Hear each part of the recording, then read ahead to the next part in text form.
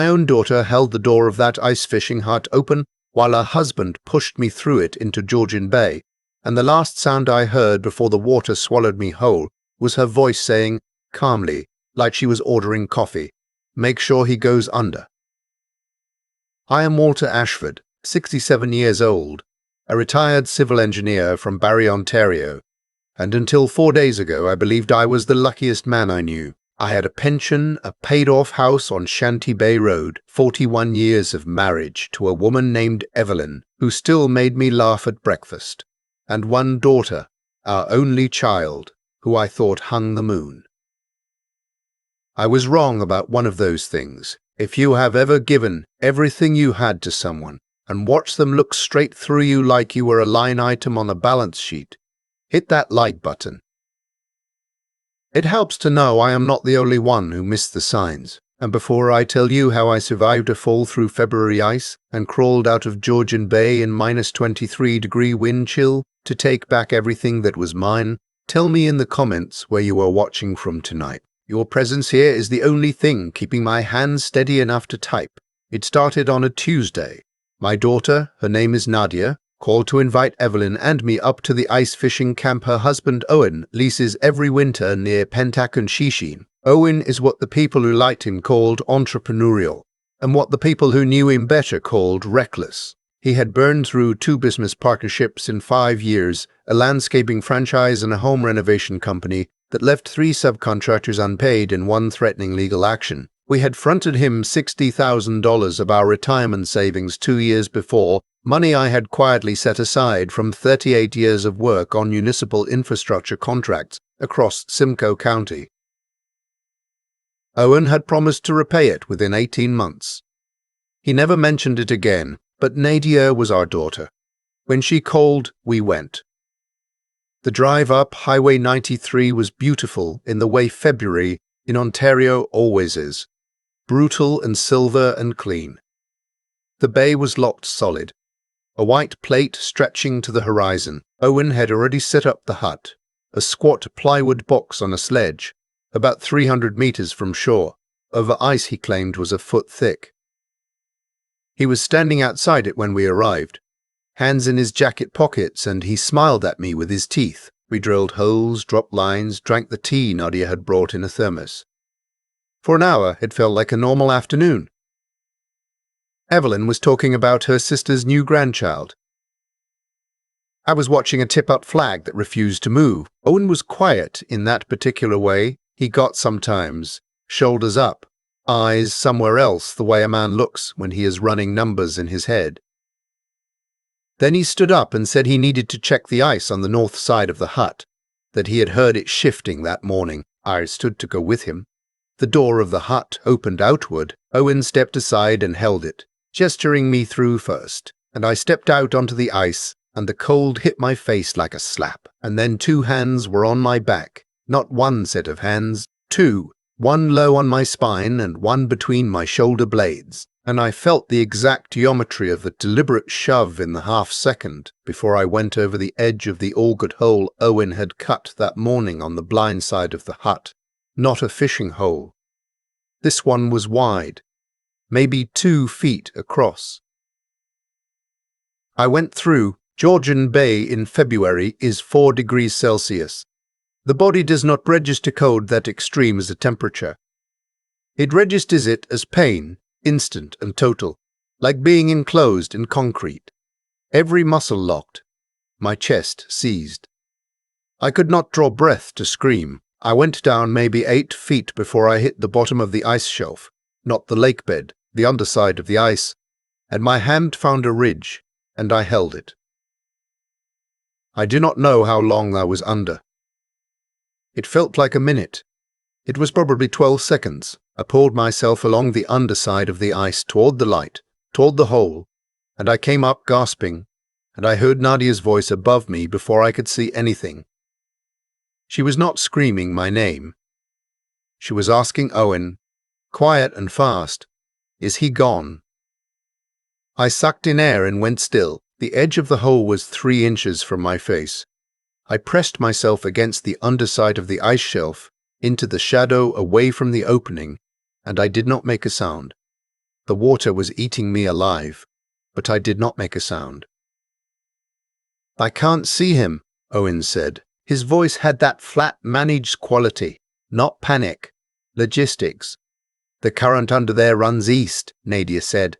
"He will come up against the pressure ridge by the time anyone finds him. It'll look like he wandered out alone and fell through." I put my fist in my mouth. I had taken Nadia skating on this bay when she was 4 years old. I had held both her hands and shuffled backward on my skates while she wobbled forward giggling, her little red toque tipped sideways. I remembered thinking I would do anything in the world to make sure she never fell. She knew I was a strong swimmer. She had to have known there was a chance I survived the fall. She had calculated that the current and the cold would finish it. "What about Evelyn?" Owen said. Nadia paused. "Just a moment. She is inside. She did not see. We go back in. We are upset. We were looking away. He just went through. We don't know where he went under. We call 911. We're hysterical. It's dark in an hour." I heard Owen let out a long breath. Okay, the policy," Nadia said. 500,000, plus the house, plus his RRSP. It clears out Owen's debt entirely. We are free." $500,000. The number drifted down through the ice water to me like a depth charge.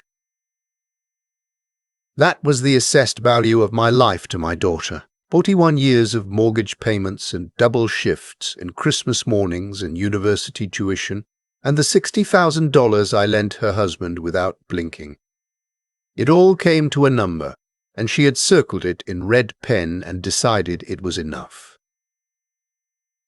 I heard the hut door close. I'd pulled myself to the hole. My arms had almost nothing left. The cold had moved past pain into something closer to silence, a soft white shutting down that I recognized as the beginning of hypothermia. I got my forearms over the edge. I could not pull myself up. I lay there with the ice grinding against my chest, half in, half out of the water, and I breathed. I am a civil engineer. I have spent my career solving problems of load and stress and material failure. I looked at my situation the way I would look at a failed retaining wall. What do I have? What can I use? Where is the force going to come from? My ice chisel was lying 2 meters away where I had left it before we went inside. My boot cleats, the ones Evelyn had bought me 3 Christmases ago because she worried about me on black ice in the parking lot at Canadian Tire, were still strapped to my boots. I kicked the cleats into the ice surface and dragged. It took 4 minutes to get out of the water. I know, because I was counting to keep myself conscious. When I finally rolled onto the ice surface, I lay face down and let myself breathe for 30 seconds, and then I stood up. Because lying down is how you die. The wind off the bay was -23 with a chill factor. I had soaking wet wool layers and a down vest that was useless now, glued to me with water. I was 300 meters from shore. Inside the hut, 20 meters away, my daughter was rehearsing her grief, and my wife did not know she was a widow. I went around the hut, not to the door, around the back, where the ventilation gap was, where I could hear Evelyn asking Nadia where I had gone, and Nadia saying, her voice already thickening with performed anguish, "He wanted to check the ice on the other side. I don't know, he just..." I pressed my back against the plywood, and I thought, if I walked in, what happened? I was a soaking wet 67-year-old man with no phone and a core temperature that was dropping every second. Owen was 39, 190 pounds, and desperate. Nadia had just watched me go through ice and done nothing. If I walked in the front door right now, they had every advantage. They could say anything. They could say I had fallen and come back in a confused state. They could say the cold had affected my cognition. And Owen, who I had watched slam a contractor against a wall over a disputed invoice, was standing between me and the only vehicle on the ice road. I needed to be not dead in a way they could not explain away. I did not walk in. I walked to shore. It took 40 minutes. I do not fully remember the last 10. I remember the sound the ice made under my feet, a low, settled sigh, and I remember that I talked to myself the whole way, reciting the names of every bridge I had ever worked on. Penetanguishene Overpass, Midland River Crossing, the Barry Street connector with the expansion joints that kept failing until I figured out the fill compaction issue in year 3. I was still reciting bridge names when I reached the boat launch. There was a pickup truck in the parking lot with a CKBB radio sticker on the back window. The driver, a man about my age in a blaze orange jacket, was loading an auger into his box when he looked up and saw me. He dropped the auger. I will be honest with you, I do not remember exactly what I said to him. I remember his name was Terry, and he had a first aid kit and a wool blanket in his cab, and he drove me to the Penetanguishene Hospital without asking a single unnecessary question, which is a particular quality of Canadians in emergencies that I have always been grateful for. What I told him before I passed out in his front seat was this: do not call the police yet. Do not call anyone yet. And whatever you hear in the next few hours, do not believe it. I woke up in the Waypoint Center Annex, which is where they put hypothermia patients when the ER is full in February, which it always is. My core temp had dropped to 34.1. The nurse told me I was 40 minutes from serious cardiac risk. I had a laceration on my left palm from the ice ridge, and my fingertips were white with frost nip, but would recover. Evelyn was not there. Of course she was not there. She was back on the ice with Nadia and Owen, hearing whatever story they had constructed in my absence, probably already wrapped in someone's coat, being steered toward Owen's truck, her face white and her hands shaking, being told that the search and rescue team was doing everything they could, being told she was a widow. I asked the nurse for a phone. The first call I made was not to Evelyn. That sounds cold. I know how it sounds, but I knew that if I called Evelyn before I had something solid in place, the call would end with Owen knowing I was alive before I was ready for him to know, and Owen knowing I was alive before I was ready for him to know was how I ended up back in that hole. The first call I made was to my brother-in-law, Paul. Paul is Evelyn's younger brother, a retired OPP detective sergeant who spent 22 years working financial crimes out of the Aurelia detachment, and who has, in his own words, a very low tolerance for people who think they are smarter than they are. I had not spoken to Paul in 3 weeks. We talked every Sunday. He answered on the second ring. "It's Walter," I said. My voice was not what it should have been.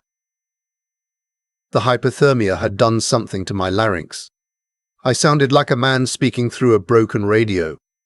There was a silence on the other end. I heard Paul's television in the background.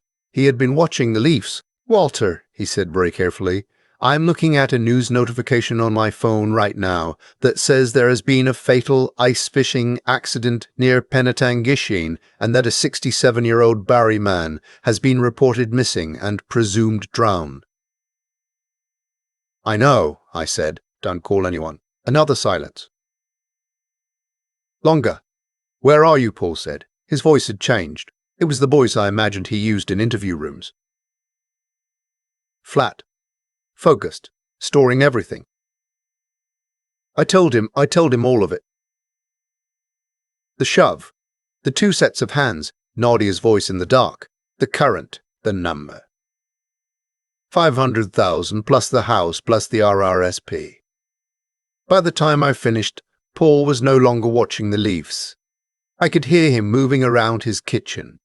The specific sound of a man pulling on his boots while still on the phone. "The policy," he said. "Whose policy?" "Yours. Joint life policy through Sun Life," I said. "I took it out in 2019. Evelyn is the primary beneficiary, but Nadia is listed as contingent if Evelyn predeceases." "Owen," Paul said. "Owen," I agreed. "He is drowning," Paul said. It was not a question. I told him about the 60,000. I told him about the subcontractors. Paul already knew some of it from Evelyn, who had mentioned it to her sister, who had mentioned it to Paul. He had never said anything to me because he did not want to cause trouble between me and my daughter. I understood that. I wished he had said something, but I understood it. I need you to not tell Evelyn yet, I said. I need her grief to be real when they film her for the news. And they will film her. Owen will make sure of it. Paul was quiet for a moment. I knew what I was asking him to do. His sister believed her husband was dead at the bottom of Georgian Bay. I was asking him to let her keep believing that for a little while longer. How long, he said. 48 hours, I said. Maybe less, he agreed. He told me he would make some calls. Paul had spent 2 decades tracking financial crime, and he had contacts at the Insurance Bureau of Canada and at the OPP Financial Crimes Unit in Barrie, a detective named Singh whose number he had never deleted. He told me that if Owen was bleeding money the way I described, there would be records. There were always records. People who were sloppy enough to try to murder their father-in-law for insurance money were not the kind of people who had clean paper trails. I lay in that hospital bed and I listened to the sounds of the building around me, the squeak of nurse shoes, the rattle of a med cart, someone coughing in the next room, and I made a deal with myself. I was not going to break. I was not going to call Evelyn and make it about my feelings. I was not going to waste what I had, which was the element of surprise, on comfort. But I did let myself think about her for a moment. Evelyn, who made bannock on Sunday mornings and left it on the counter for me without saying anything. Evelyn, who had held our daughter's hand through 12 hours of labor and cried when the nurses brought Nadia to her. Cried in a way I had never seen her cry before or since. Evelyn, who had no idea that the child from that delivery room had just watched her father disappear under ice and called it a plan. I pressed my palm over my eyes and stayed like that until the feeling passed. Then I got to work. Terry, the man with the truck, came back to check on me at 9 o'clock that evening. He brought a Tim Hortons double-double and a pair of dry socks from his own overnight bag, which he had for reasons he explained were related to him, coaching minor hockey in 3 different towns on rotating nights. I will never forget that man. I asked Terry if he had a laptop I could borrow. He did not, but the nurses' station had a shared computer they let me use for an hour after I explained what I was doing, or part of what I was doing. The nurse, a young woman named Justine, who had been quietly and efficiently keeping me alive all evening, told me she had a brother-in-law she had never liked and left me alone at the terminal. I needed to see the insurance policy. Sun Life has an online portal. I had set it up in 2019 and not looked at it since. Because I am not the sort of person who checks insurance portals. I'm the sort of person who pays premiums and trusts that the instrument exists. I logged in. The policy was there. $520,000. Group life and accidental death rider combined. Evelyn primary. Nadia contingent. Then I looked at something else. I opened our joint checking account at RBC. The password was the same one Evelyn and I had used since 2003, a combination of our street number and the year we got married, because we are exactly as careful about passwords as most people our age are. I scanned the withdrawals for the last 6 months. There were transfers I did not recognize, small ones at first, $300 here, $500 there, all to an account I did not know. Then larger ones. $1,200 in November, $2,200 in December, $1,800 in January, $11,400 moved quietly out of our household account over 6 months. I sat with that number for a moment. Owen had not just been waiting for the insurance. He had been feeding himself from us the whole time, little by little, the way something rots from the inside before you see it on the surface.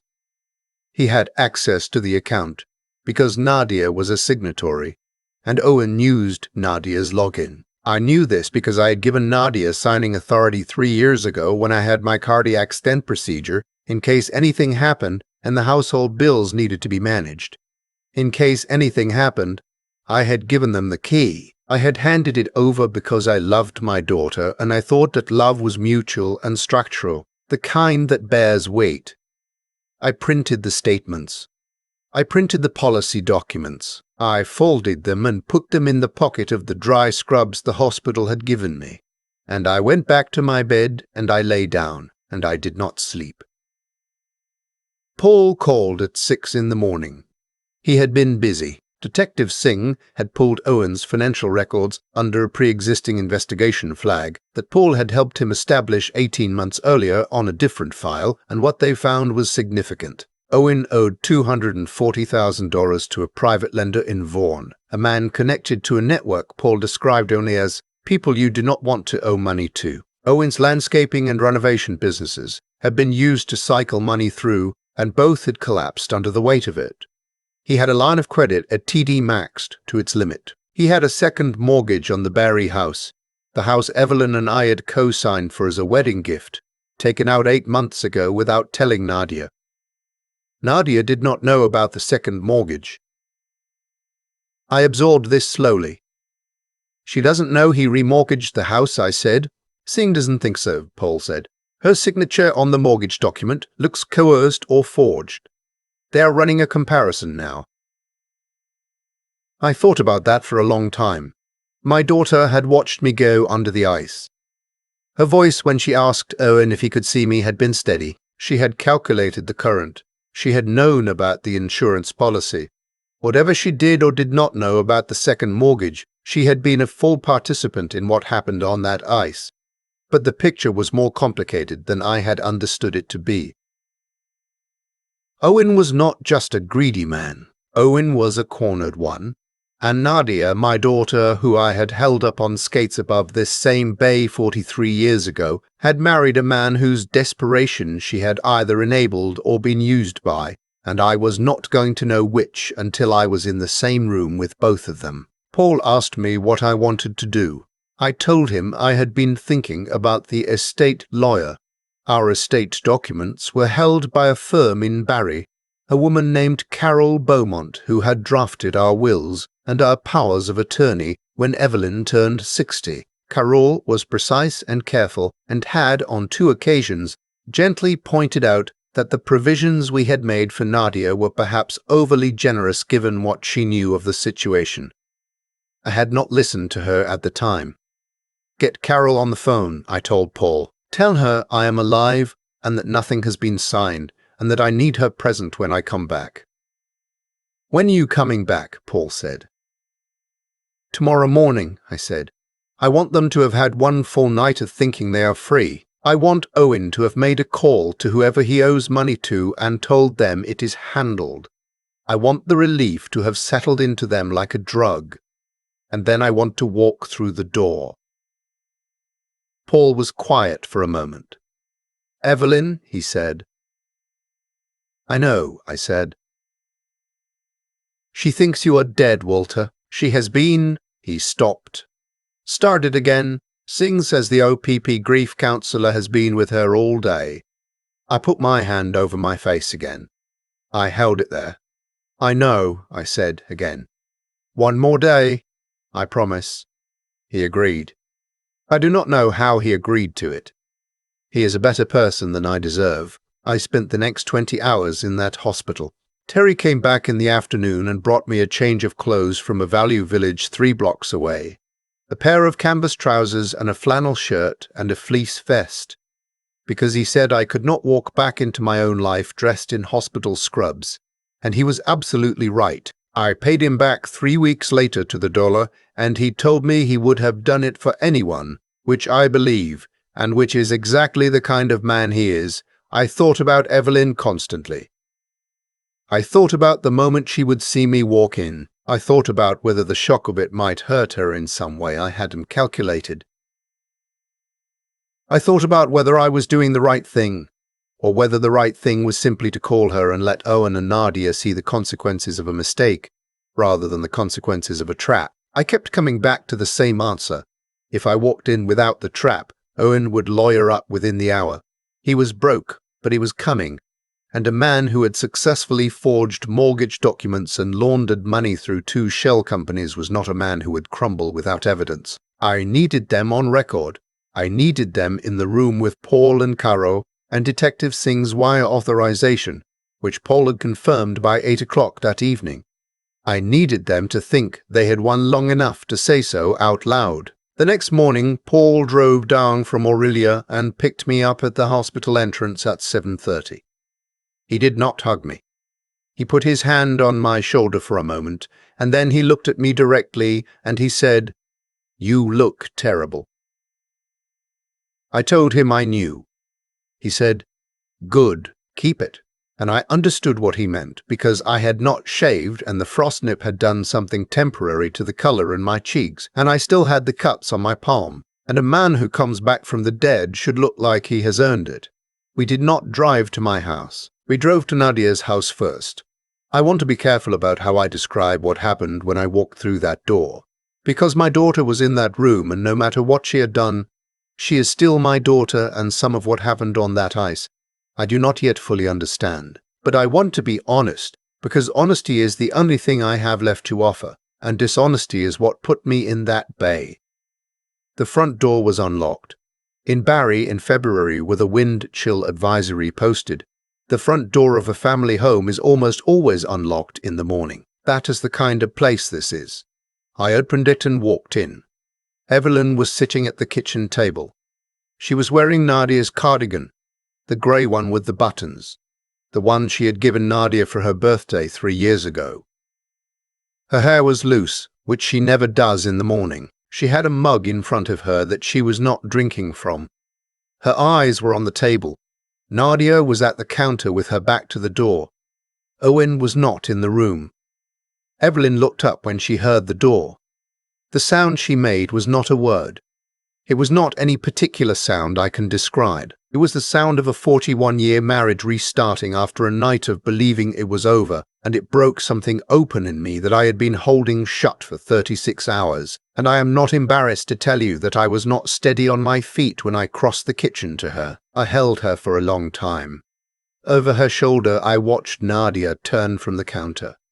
My daughter's face did not look like joy. It moved through something I recognized as relief, then through something I cannot name, and then it went very still in a way that told me her mind had moved on from emotion into calculation, and watching that happen, watching the gears shift in my child's face at the sight of her father alive, was the moment I finally understood that what I had heard on the ice was not a mistake or a madness or a pressure-cracked version of someone I knew. It was her. It was simply who she was, or who she had become, and I had not seen it. Owen came in from the garage 30 seconds later. He was carrying jumper cables. He looked at me and the cables dropped from his hands onto the kitchen floor with a sound like a whip crack. And he took a step backward into the door frame and held it like it was the only solid thing in the room. I did not say anything dramatic. I want to be clear about that. I had stayed up most of 2 nights imagining something I might say, something that would crack through the armor they had built around themselves, and I had decided that the most honest thing I could do was simply be there, standing in the kitchen, alive, and let that do the work. It did the work, Owen said, in a voice that had almost no air in it. How? I said, "Cleats." He stared at me. He did not understand. I think he had genuinely never considered the possibility that a man with ice fishing cleats on his boots might be able to drag himself out of a wide-cut orchard hole, even at -23. That is what happens when you plan a murder with the detail of a landscaping estimate. Paul came in behind me. He had Detective Singh on the phone on speaker, already talking when he walked through the door, identifying himself and advising Owen of his rights in a tone that was professional and absolutely without warmth. Carol Beaumont came in 30 seconds after that, direct from her car, in her coat, with a file folder under her arm, because Carol Beaumont had not survived 30 years of estate law in a mid-size Ontario city by being slow to arrive. I am going to be precise about what came out of the next 2 hours because I think precision matters here. And I think people who have trusted the wrong people deserve to know that the truth, when it is documented, is very hard to argue with. Owen's debt to the Vaughan lender was $240,000. He had told Nadia it was $80,000. He had remortgaged the house for $120,000 without her knowledge, her signature on the document having been confirmed as forged. The $11,400 transferred from our joint account had gone directly to interest payments on the private loan. The $60,000 I had lent them 2 years ago had gone the same way, 6 months before I ever wrote the check. He had been planning this longer than I knew. When Singh told Nadia about the remortgage, about her forged signature, about the second loan, her face did something I had not seen since she was a child, and dropped a glass and watched the pieces scatter and could not figure out how to make it right. She looked at Owen with the specific expression of someone understanding for the first time the true shape of the thing they are inside. She turned to me. She said, "Dad?" Just that. And her voice broke on it. I looked at her for a long time. I am not a simple person, and I do not have simple feelings about my daughter. What she did on that ice was a crime, and she will have to answer for it, and I could not protect her from that even if I wanted to. And part of me, the part that is her father and always will be, wanted to. But I thought about Evelyn at that kitchen table. I thought about the night Evelyn had spent believing I was gone. I thought about Nadia's voice saying the word current and the word policy in the same breath, and I did not speak. Evelyn spoke. She had been standing beside me with her hand in mine since I walked through the door, and she had not said anything for 2 hours, had just listened, had let it all enter her and settle. And then she looked at our daughter and she said quietly, "You need to tell them the truth about everything, all of it, right now. While there is still a version of this where you chose honesty." It was the kindest and most devastating thing I have ever heard her say. Nadia told the truth. Owen was arrested that afternoon. 2 charges of attempted murder, 1 charge of mortgage fraud, and the financial crimes file that Singh had been building for 18 months, expanded to include him by name. Nadia was charged as well, 1 count of attempted murder, and she did not fight it. Her lawyer later told Carol that she had said in the processing room that she was relieved, which I have thought about many times since. Carol revised our estate documents that week. The Sun Life policy was amended. The house at Shanty Bay was put in a trust held by Evelyn and administered independently. The $60,000 I had lent Owen was written off as a loss for tax purposes, which is the only way to recover anything from money given to people who are never going to give it back. 2 months later, Evelyn and I drove up to Tobermory on the Bruce Peninsula. We rented a small cottage on the water and stayed for a week. The bay was still frozen at the edges in March, white shelves of ice pulling back from the shore like the land was breathing out. I watched it every morning from the porch with a coffee in my hand. Evelyn asked me once, on the 3rd morning, if I wished I had handled it differently. Come out of the water right away. Walked in the door soaking wet and alive and let the chips fall. I thought about it honestly. "No," I said. "If I'd come in right away, it would have been my word against theirs and a defense lawyer and a jury. This way it was a recording and a balance sheet and a forged signature." She nodded slowly. She was quiet for a moment. "I miss her," she said. I put my hand over hers. "I know," I said. "I do too." We sat there on that porch looking at the bay for a long time. The ice was retreating. Under it, the water was exactly as cold as it always is in March, in Ontario, and exactly as indifferent. And I had gone into it and come back, and I was sitting here with my wife and a coffee, which is not nothing, which is, in fact, everything. There is something I want to say to anyone who is watching this, because you are worried about your own family, because you have a child or a sibling or a spouse who has been taking from you slowly in ways you have been telling yourself are probably fine. I spent 38 years building things designed to bear the weight of traffic and weather and time. And I will tell you that the one structure I did not inspect carefully enough was the one inside my own home. I assumed the weight-bearing capacity was infinite because it was family. I was wrong. Inspect a structure, not because you are suspicious, but because the things we build to last deserve to be checked. And if you find a crack, it is not a failure to name it.